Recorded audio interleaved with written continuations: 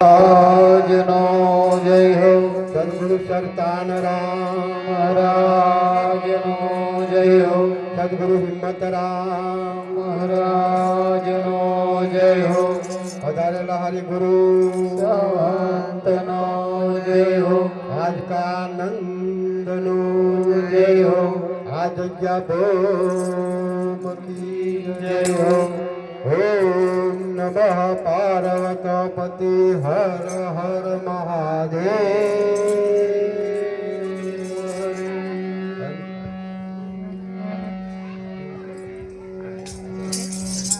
આજને ઉમલાવના વાઘપુરાની ધર્મધરા ઉપર આજના મેલારામ ભક્ત શ્રી એમોય તેમના દીકરા વિઠ્ઠલભાઈ, પ્રવીણભાઈ તેમજ ચેતનભાઈ, વનરાજભાઈ સહપરિવાર જે આજનો આ કાર્યક્રમ ખરેખર રાખ્યો અને સંતોને જે આમંત્રણને માન આપીને અહીંયા ઉપસ્થિત થયા છે, ધન્યવાદ છે। આવેલા સગા સંબંધી, ભાઈબંધ, દોસ્તારો, બહેનો, ભાવિક ભક્તો ખરેખર ધન્યવાદ છે। આજનો આ પાવન પ્રસંગ ખરેખર અમારા વિઠ્ઠલરામ તેમજ મેલારામ તેમજ પ્રવીણભાઈ ખરેખર બહુ ભાવિક, એટલો બધો એમનો ભાવ, કારણ કે આ શબ્દોથી વખાણ થાય એવા નહીં। મને 4 મહિનાથી કહેતા હતા વિઠ્ઠલરામ કે મહારાજ મારે રાખવાનો કે કાર્યક્રમ રાખવો છે ભજન એવું, પણ હજુ વાર છે મહિના સુધી કે હું, કારણ કે મારે કહે છે પાછા ચેતનભાઈ અને વનરાજભાઈના જે બટુકની કાલે ચોલ ક્રિયા પણ છે, તે કે મહારાજ આપણે ભેગું રાખવાનું છે બધું, ન કશું વાંધો નહીં, આગળ દિવસ ભજન અને બીજે દિવસ આવો કાર્યક્રમ કરીશું લટનો।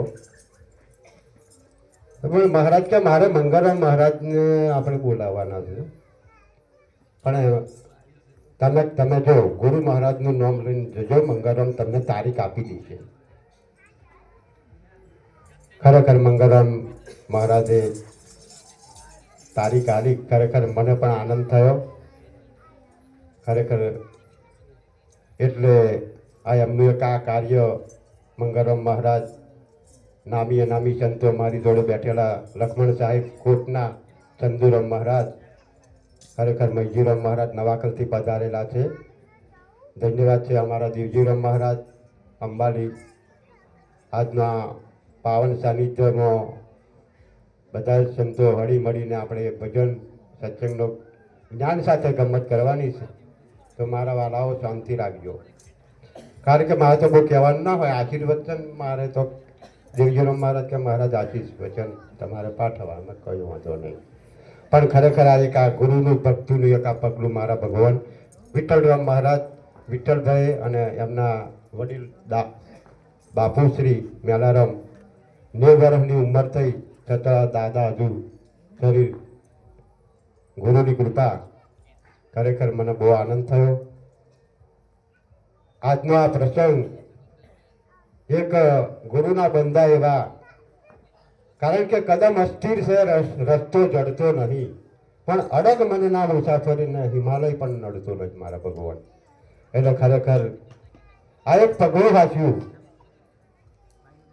વિઠ્ઠલરામ, બહુ ભાવિક, ગુરુના બંધા એવા, ખરેખર મને બહુ આનંદ થયો। મને તો આ શબ્દથી એમને શું મારે કહેવું એ જ મને હું જ નહીં પડતી ભગવાન।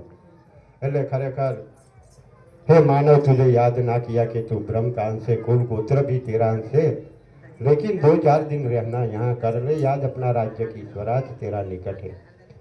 कारण કે આપણે જાણ્યો છે આ મનુષ્ય તન ના હોય સાગર તારણ વહાણ, ભવ સાગર તરવાને કારણે મળ્યો મનુષ્ય અવતાર, તો ખરેખર આ મોઘો રત્ન ચિંતામણી જેવો આ મનુષ્ય દેહ આ દેહ અનિત્ય છે મારા બાપ. આ અનિત્ય દેહ વડે નિત્ય ભગવાનની પ્રાપ્તિ એક માનવ શરીરે થાય. હાથી બલાડા ગમે તેટલું કામ કરે, ટન વજન ઉઠાવે, માણસને ખાઈ જાય એટલી શક્તિ છે પરમાત્મા. પણ કે આ દીવારથી એક કાળા માથાનો માનવી, લૂલો યા લંગડો, ઊંચ યા નીચ, એક મનુષ્ય અવતાર. આ છેલ્લો અવતાર તમને ગણો કે પહેલો ગણો. આ અવતાર મળ્યો. આ અવતારે જો કંઈક બીજા કરવા ગયા ને તો પહોંચ્યું. એટલે ખરેખર આ ગુરુના બંદાઓ, ગુરુના લાડીલાઓ, સંતો ભક્તો, ખરેખર આ એક મનુષ્ય અવતાર આપણને, મને, તમને દરેકને મળ્યો. તો એનો સદુપયોગ કરજો મારા બાપ. ખરેખર આજનો આ પ્રસંગ, આજે આ વિઠ્ઠલભાઈ તેમજ પ્રવીણભાઈ, ખરેખર એમનો તો 1-2 મહિનાથી નાહાનાશ કરતા હતા આ પ્રસંગ માટે. અને મને ફોન કરે, મંગળમ મેં તારીખ આલી, મંગળમ મહારાજે તારીખ આલી, હાલ દીધી બાપુ કે. મને આનંદ થયો. એટલે જેમ એક આ પગલું ગુરુ મહારાજનું સાચવ્યું. કારણ કે એક બકરી જંગલમાં ભૂલી પડી. હવે ભૂલી પડી એટલે રાત થઈ, રાત થવા આવી. અને હવે સારું બકરીને વિચાર આવ્યો કે સારું હવે રાત પડી, અંધારું પડ્યું છે અને કંઈક આ હિંસક પ્રાણીઓ મને ફાડી ખાય. એટલે એને કંઈક કરવા માટે કંઈક યુક્તિ કરવા, કંઈક બુદ્ધિ એવી હોજી કે સારું રાત કાઢવાની જંગલમાં. હવે મારે શું કરવું? કારણ કે એવું ગોળ અંધારા પર જંગલ હતું, એવું ગોળ. તો બકરી ઓમ જાય અને એને સિંહનું પગલું જોયું રસ્તામાં, સિંહનો પગલો પડેલો. એટલે બકરીને વિચાર આવ્યો કે આ સિંહનું પગલું છે, મોનું ના મોનું. એટલે બકરી ગોળ કોડારું કરી સિંહના પગલા આગળ બેસી ગઈ. હવે બેઠી તો ખરું જ, એના આશરે, પગલાના આશરે બેસી ગઈ. હવે એટલા મેં હાચો વાઘ આવ્યો. પણ વાઘ આવ્યો એટલે વાઘ તો આમ આનંદથી કૂદતો આવ્યો કે આજે મારો શિકાર હોમો જ છે. એને તો બહુ આનંદ થયો. હવે ઠીક નજીક બકરી આગળ આવી ગયો વાઘ. એટલે બકરી બેન તો થોડોક ગભરાઈ તો ખરો જ ને, વાઘ આવે એટલે થોડોક ગભરાયો. પણ પેલું સિંહનું પગલું જોઈને થોડીક હિંમત આવી એમને, બકરી બેનને. એટલે વાઘે વિચાર કર્યો, બકરી બેન કેમ અહીં બેઠા? વાઘને તો ખોરાક ખાતે મતલબ ખોરાક લેવાનો.